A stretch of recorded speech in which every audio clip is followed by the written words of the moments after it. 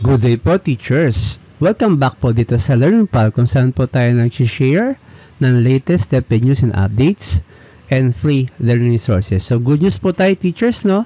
Dahil according nga po sa napag-usapan po ng ACT Teacher Party List at ni Secretary Amina Pangandaman, ay malapit na raw po nating matanggap ito pong ating performance-based bonus 2023. So nangyari po ito nung naitanong po ng representative from the ACT Teacher Party List na si Representative Pino kay Secretary Pangandaman kung kamusta na po yung ating performance-based bonus 2023. So punta po tayo sa page po ng ACT Teacher Party List at ito po yung nangyari doon po sa kanilang pag-uusap. Panorin po natin.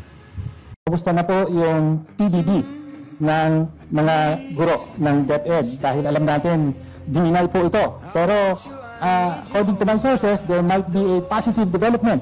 Tama po ba? Tama po. Meron po tayong positive development sa PBB ng DepEd. It has been granted po yung kanilang request for the PBB. But we're still waiting for the official signed resolution by the TWG members. But I was told that it was granted, Madam Chair. Thank you, Madam Chair. Napakagandang balita.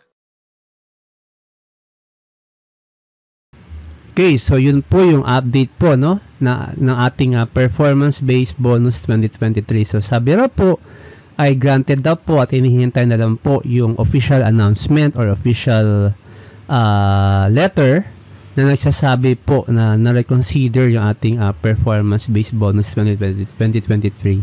So hopefully may bigay na po ito as soon as possible dahil ito po ay deserve po natin mga teachers. So yun lang po at maraming salamat. Don't forget po to subscribe and hit the notification bell para updated po tayo pag meron po mga latest news and updates about DepEd.